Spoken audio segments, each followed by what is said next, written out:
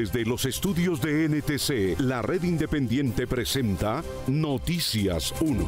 Esta noche en Noticias 1, anuncio de nueva política nacional contra las drogas en encuentro López Obrador-Petro.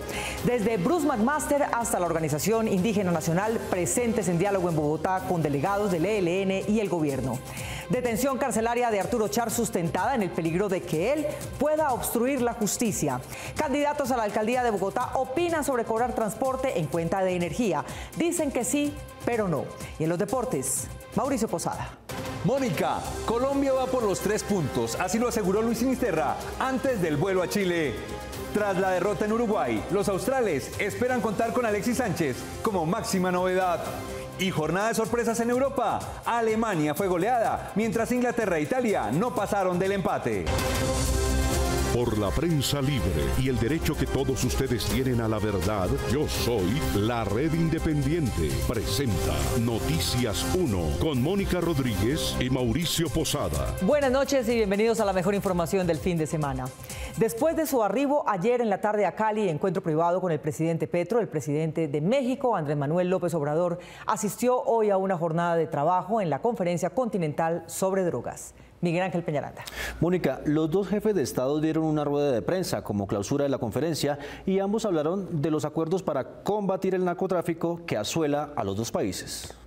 Ayer viernes en la tarde, el presidente de México, Andrés Manuel López Obrador, aterrizó en el aeropuerto de Cali, ciudad a donde llegó para reunirse con el presidente de Colombia, Petro, con el fin de anunciar la formulación de una nueva política de drogas en Latinoamérica. López Obrador fue recibido con honores militares por una comitiva liderada por el canciller Álvaro Leiva e invitados locales a la conferencia Latinoamérica y del Caribe sobre drogas que se inició el jueves en la capital vallecaucana. ¿Le puedo dar un abrazo, presidente? Petro y López Obrador sostuvieron 2 reuniones privadas y luego asistieron a una cena oficial ofrecida por el gobierno colombiano. Hoy, los dos mandatarios se hicieron presentes en la clausura de la conferencia, en donde cada uno habló sobre los acuerdos para combatir el narcotráfico y las nuevas drogas sintéticas que están circulando en el mercado cada vez con mayor frecuencia, a pesar de estar causando muertes en los consumidores como el fentanilo. López Obrador inició su discurso resaltando la necesidad de fortalecer programas sociales para combatir el consumo y producción de drogas. Procuremos con inversiones propias y también con inversión de organismos financieros internacionales, apoyar más la actividad productiva del campo en nuestros países. El presidente mexicano fue elogioso con el colombiano, de quien resaltó sus esfuerzos por la paz y la equidad social. No debemos optar por el uso de la fuerza, no a la guerra. El presidente Petro fue una bendición para Colombia el tener a este presidente. Petro reiteró sus críticas a la lucha tradicional antidrogas de los países consumidores como Estados Unidos y Rusia. Con cárceles privadas, metiendo otros 10 millones de norteamericanos a la cárcel. ¿Así se va a acabar? Pues esta guerra, pensada así, contra toda evidencia, ha fracasado. El mandatario dijo que el narcotráfico en Colombia tristemente contaminó a las más altas esferas políticas del país. El 35% del Senado de la República en la época paramilitar era aliado de los paramilitares, que era la organización narcotraficante más grande del mundo. Saludan al jefe de la política antidrogas de los Estados Unidos por la mañana, cogen el avión y después se abrazaban con Pablo Escobar en las noches con las niñas. Después del discurso oficial, los dos mandatarios hicieron una rueda de prensa centrada en la historia de la izquierda latinoamericana, la continuidad de la lucha social y las nuevas políticas migratorias que afectan a ambos países. Los delegados del gobierno y del ELN para el acuerdo de paz se encontraron hoy en Bogotá con empresarios, ciudadanos del común y comunidades afectadas por la guerra. Unos y otros escucharon sus puntos de vista. Hoy en Bogotá se reunió el Comité Nacional de Participación CNP para los diálogos entre el gobierno y el ELN y así trazar la hoja de ruta que permitirá a la sociedad civil, sin exclusiones, el diseño de un acuerdo de paz. El encuentro se dio en el Hotel Tequendama, donde los delegados del gobierno y del ELN dijeron que los empresarios serán un gran aporte para que no continúe la guerra. Queremos que se vincule el gran empresariado, porque esa discusión es con ellos también. No se trata de que la mesa de diálogos entre el gobierno y la guerrilla saque una especie de acuerdos y decrete cómo son esas transformaciones, ¿no? Esas agendas regionales van a ser la base del acuerdo nacional, del gran acuerdo nacional, en el que los gremios o los sectores económicos y el empresariado pues están dispuestos a aportar. Voceros de los gremios que hacen parte del Comité Nacional de Participación confiaron que las mesas de diálogo regional permitirán una verdadera participación ciudadana. Colombia no puede cometer el error que se cometió en algunos otros procesos anteriores de no involucrar a todo el mundo, de no involucrar a todos los interesados, a toda la sociedad civil. Yo, pues sí, tengo mucho interés en que aquí puedan suceder cosas buenas.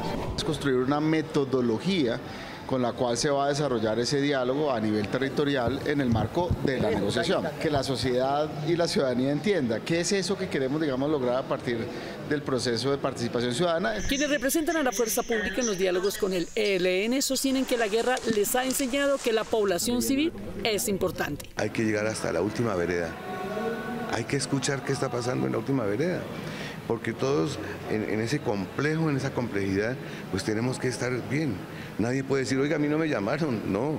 O decir, es que yo no voy, la arrogancia no. Para quienes viven en los territorios, la sociedad civil debe entender la violencia que sufren desde hace muchos años. En primer lugar, se reconozcan nuestras autoridades y la autonomía de gobierno que hace mucho tiempo, por parte de trascender la guerra, en medio de todo esto, hemos estado casi que en la vulneración total. Algunos de los temas que discutirán el gobierno y el ELN con delegados de la sociedad civil serán los modelos políticos y económicos, así como el medio ambiente, entre otros. Migración Colombia, que había hecho shows de prensa con el regreso a Colombia de imputados y condenados, no preparó ninguno para el súbito regreso de Arturo Char, atendiendo un llamado urgente de la Corte Suprema. Víctor Ballesta. Mónica, al exsenador Char lo investiga la Corte como parte del engranaje de compraventa de votos de Aida Merlano, quien comenzó a delatarlo y de inmediato fue abordada para que dejara de hablar. Y es por eso, por temor a que siga afectando la investigación, que se pidió su captura internacional y ahí sí resolvió venir por sus propios medios. Dame el tono, dame el tono. Después de que la Sala de Instrucción de la Corte Suprema librara una orden de captura internacional en su contra, Arturo Char, expresidente del Senado y hermano del exalcalde y de nuevo candidato a la alcaldía de Barranquilla, Alex Char, viajó desde Miami, en donde estaba viviendo desde cuando la Corte le abrió investigación, a Barranquilla en un avión privado. Hombres de migración le hicieron los trámites de ingreso y se lo entregaron a la policía. Luego fue trasladado a Bogotá y recluido en el pabellón de La Picota, en donde se encuentran los exfuncionarios públicos que purgan sus condenas. ¿Cómo dice mi Colombia? En contraste con otros detenidos que llegan al país como David Murcia, cuyas imágenes fueron difundidas de forma generosa. De Char solo se entregaron 3 fotografías, una de ellas cuando era reseñado anoche en La Picota. Dar las gracias a Dios por esta oportunidad que la vida me ofreció. El ex senador de Cambio Radical está siendo investigado por los delitos de corrupción electoral y compra de votos, y su investigador es el magistrado Francisco Farfán de la Sala de Instrucción de la Corte Suprema. La detención de uno de los hijos del clan Char se hizo necesaria para, comillas, neutralizar el riesgo de no comparecencia del investigado. La Corte tuvo en cuenta que un día antes de que se abriera formalmente este proceso, Char abandonó el país y además que no asistió a la indagatoria, a pesar de que fue requerido para que viniera a Colombia en 3 ocasiones. La sala tuvo en cuenta un riesgo adicional. Aida Merlano, quien ha rendido testimonios en que involucra a Char en la compra de votos para sus elecciones, fue abordada para evitar que siguiera declarando y ha sido amenazada. Se sabe que en el abundante expediente que ya acumula el caso Char en la Corte, hay pruebas directas y circunstanciales que comprometen su conducta seriamente en una organización de corrupción al elector en barrios de Barranquilla. La medida de detención intramural para la Corte se torna entonces necesaria y urgente, sin que resulte procedente sustituir la misma por detención domiciliaria ni por medidas no privativas de la libertad, como lo han solicitado sus abogados. El gobierno de Panamá contrató vuelos charter para devolver a su lugar de origen a los migrantes que aspiran a llegar a pie a la frontera de Estados Unidos. Sus medidas, según explicó el gobierno, tienen por objeto preservar la selva, la paz de las comunidades indígenas y la seguridad de Panamá. Panamá prepara la deportación masiva de migrantes ilegales.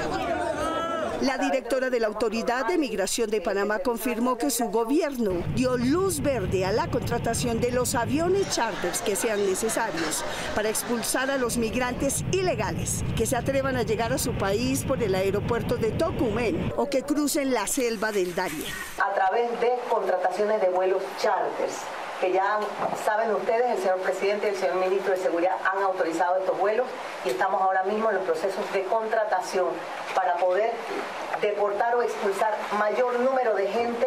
Las medidas para frenar la migración, proteger la selva y las comunidades indígenas incluyen la intensificación de los patrullajes en las áreas marítimas y terrestres fronterizas con Colombia. Además, quienes ingresen a Panamá deberán demostrar que tienen cómo sustentar su estadía en ese país. Mínimamente estaremos solicitando una solvencia mayor para $1.000 en adelante. El anuncio conmocionó al puerto de Necoclí, que no está preparado para el eventual regreso de la migración. De una u otra manera esto se presta para que salgan ilegales por otros lados. Los anuncios del gobierno de Panamá se producen luego de un cruce de mensajes entre las autoridades del Istmo y el presidente Gustavo Petro, quien afirmó que el canal estaría cerrado por cuenta de la crisis climática. El gobierno de Panamá respondió rápidamente. Señor presidente de Colombia, el Canal de Panamá mantiene abiertas sus operaciones y el libre tránsito para facilitar la movilidad y el comercio mundial. La información que circula en las redes sociales no es cierta y distorsiona la realidad. Esta mañana el canciller de Colombia aseguró que todavía no conoce las decisiones adoptadas en Panamá.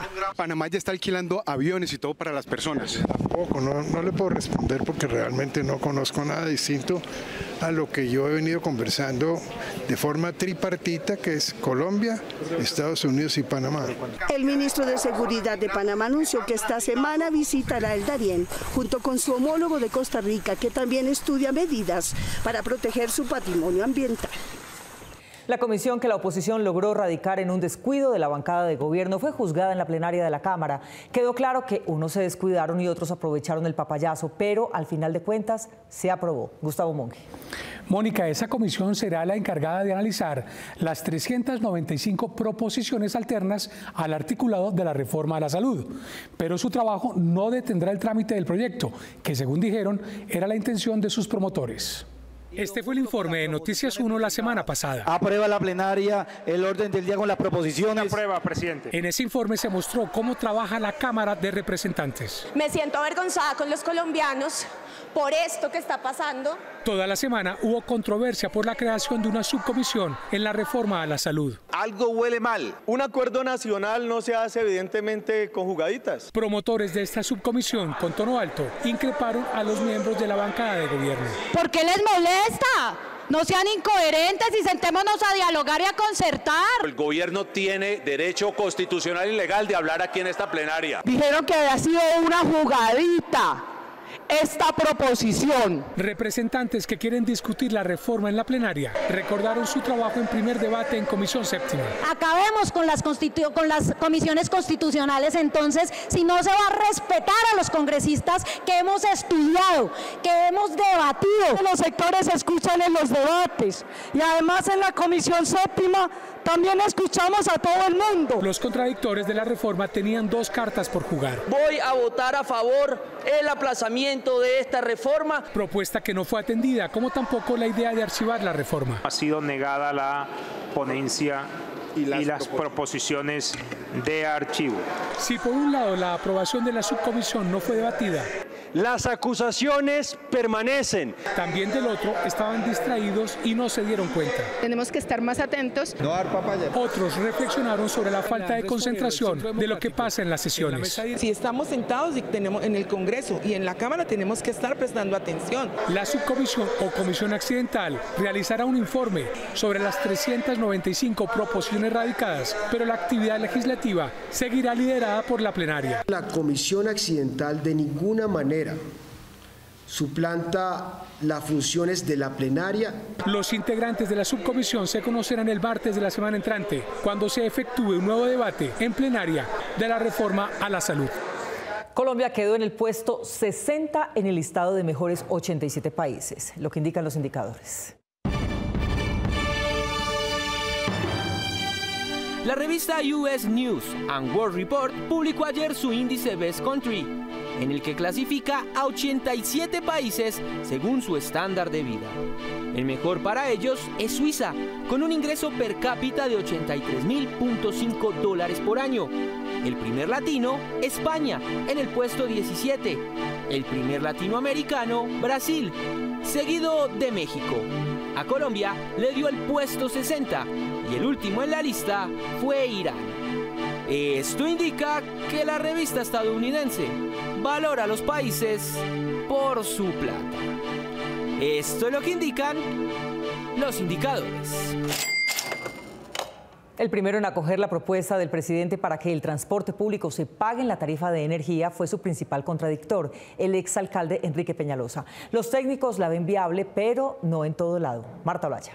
Mónica, ellos dicen que hacen falta cifras reales para hacer los cálculos y que en Bogotá podría funcionar, pero en otras ciudades elevaría mucho el precio de los servicios públicos.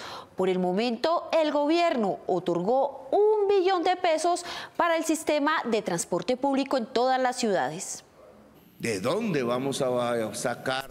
La propuesta planteada esta semana por el presidente Gustavo Petro de subsidiar el transporte a través de un recargo en la tarifa de energía para mitigar la millonaria crisis financiera que enfrentan los sistemas de transporte masivo por la evasión del pago y por la baja afluencia de pasajeros durante la pandemia, puso a pensar a varios sectores sobre su viabilidad. Aunque para expertos del sector la propuesta no es descabellada, se debe aterrizar y evaluar si es viable financieramente.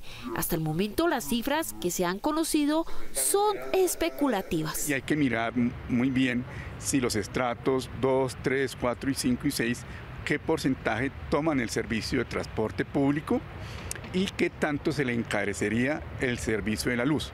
Es ahí donde se necesita hacer unos cálculos y hacer una propuesta con mucho cuidado. Advierten que no sería posible, como se espera, implementarla en todas las ciudades del país. Por ejemplo, en Barranquilla, donde el costo de la luz es muy alto, no sería tan viable. De la misma forma, en ciudades como, por ejemplo, Cali, donde la demanda no es tan alta, y el costo de la luz sigue siendo también alto. Sin embargo, esta propuesta del presidente Petro le sonó al exalcalde Enrique Peñalosa. Me parece una buena idea de Petro. Es bueno subsidiar el transporte público por razones de equidad y ambientales. También porque el transporte es un consumo inelástico y no se presta para abusos. Se consume lo que se necesita y no más. Para otros expertos, la propuesta no es viable ni política ni financieramente. En principio, tal como está planteada, por el tamaño de Colombia, por la complejidad topográfica de Colombia, la propuesta sería solamente aplicable en ciudades pequeñas. Actualmente, el déficit en el sistema masivo de transporte en Bogotá supera los $500.000 millones. En Cali sobrepasa los $47.000 millones y en Barranquilla los $72.000 millones. Esta semana el Ministerio de Hacienda otorgó un salvavidas financiero de $1 billón para los sistemas de transporte de todo el país. Los candidatos a la alcaldía de Bogotá respondieron para Noticias 1 sobre la propuesta presidencial de financiar el transporte público con la tarifa de energía. Dándole continuidad a la pregunta semanal que los candidatos a la alcaldía de Bogotá responden, esta semana se refirieron a la propuesta de tarifa cero en Transmilenio, si están de acuerdo o no y cómo desarrollarían esta iniciativa, y esto fue lo que respondieron. El transporte gratis lo que requiere, por el contrario, es una propuesta seria. Nosotros vamos a tener, en el caso de Bogotá, una propuesta de Transmilenio gratis el fin de semana. Para quienes lo utilizan bien toda la semana, 100% descuento el fin de semana. Premiamos a los que hacen lo correcto, no a los delincuentes. Y por el contrario, los subsidios deben ser focalizados. 500.000 familias más vulnerables recibirán un subsidio de transporte en Bogotá. Reconocer que a través de la tarifa de electricidad no es posible tener eficiencia y buena cobertura en el recaudo de este supuesto mecanismo para financiar la tarifa de transporte urbano de pasajeros. Las ciudades estamos en capacidad de buscar formas alternativas para que paulatinamente logremos que la tarifa de transporte urbano de pasajeros cada vez más pese menos dentro del presupuesto de los hogares. Es una propuesta inviable y populista. De igual manera, la de transferir el costo en cualquier otra forma a todos los colombianos. No es el momento. Hay que estudiarla con mucho cuidado. Bogotá tiene que avanzar a la tarifa cero. Eso no es gratuito el transporte, es conseguir fuentes alternativas que permitan financiar la operación del sistema de transporte.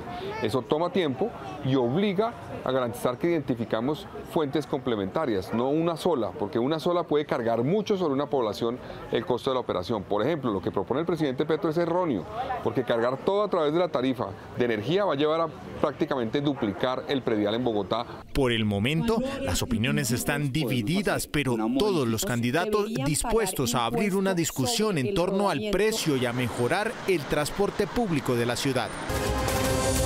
La actriz colombiana Margarita Rosa de Francisco ganó este sábado el premio a Mejor Actriz en la 80ª edición del Festival de Cine de Venecia por su interpretación en la película El Paraíso, dirigida por Enrique María Artale. Margarita Rosa de Francisco por el film El Paraíso. El filme, que estaría postulado por Italia para la selección internacional de los premios Oscar, retrata la situación de los inmigrantes en los años 40 en ese país. Esto es Noticias 1, la red independiente.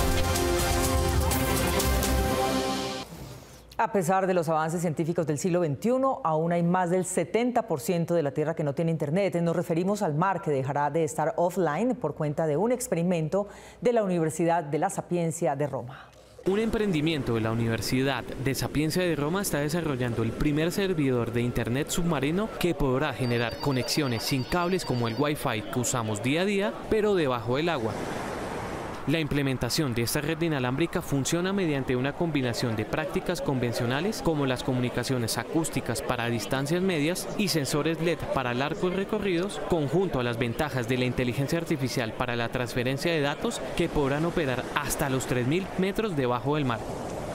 Al poner en marcha esta red inalámbrica ayudará a diferentes enfoques de la vida marina, como el estudio del cambio climático sin la necesidad de viajar a profundidades imposibles para la humanidad, impulsar la conectividad en cruceros de turismo, evitar casos de naufragio en medio de la inmensidad del océano y la interacción de datos en cuerpos de seguridad submarinas. Aunque el ser humano pasa la mayor parte de su tiempo sentado, esta no es una posición natural. Por eso son necesarias las pausas activas que le recuerden al esqueleto su naturaleza.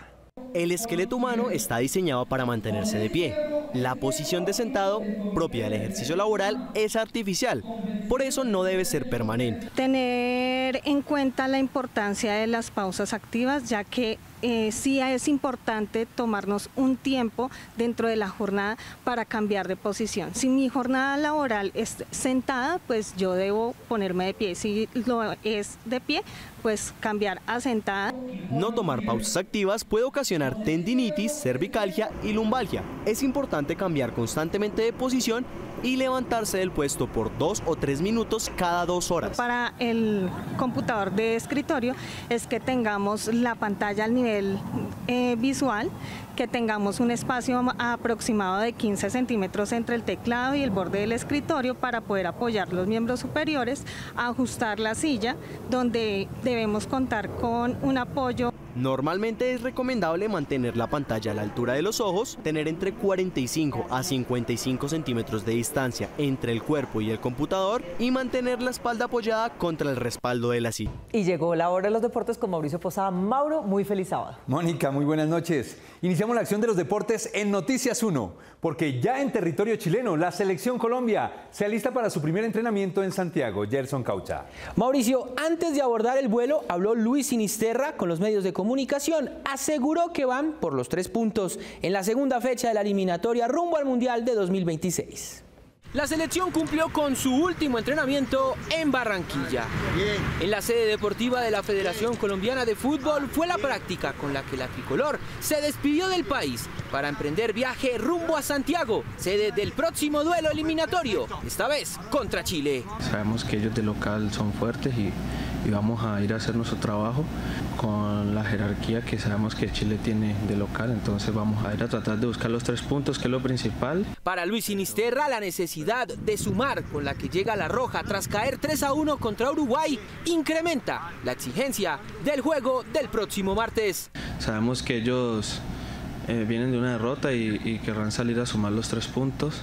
Yo creo que va a ser un partido de tú a tú, de ida y vuelta, donde toca que estar muy concentrado en las dos fases, tanto en ataque como defensa. En territorio chileno por eliminatoria, Colombia ha ganado 3 de sus últimos 5 partidos, sumando además un empate y una derrota. La mentalidad de que Chile, este partido de local ellos puede cambiar.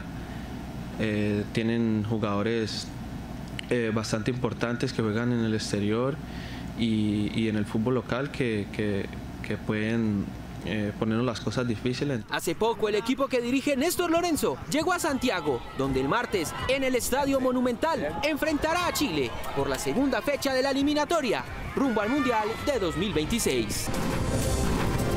Una imagen histórica lo que hicieron en las paredes del barrio Pontevedra de Bogotá, este grupo mixto de grafiteros y policías. Los uniformados hacían parte de un grupo que a instancias de la Agencia Nacional de Defensa Jurídica hicieron con ellos un curso de grafiti que pretendía reivindicar la vida de Diego Felipe Becerra, cuyo asesinato fue encubierto por la policía de Bogotá hace 11 años. Como anécdota, los policías recordaron que en su clase de pintura mural les dieron también las bases de cómo huir de los policías. Además del acto, el gobierno se comprometió a crear también un museo del graffiti. Síganos en nuestras redes sociales YouTube, Facebook, Instagram y Twitter. Nos vemos en las redes sociales y mañana domingo aquí en Cable Noticias, en Noticias 1, con las mejores noticias del fin de semana. A ustedes, como siempre, gracias por elegir la independencia. Feliz noche.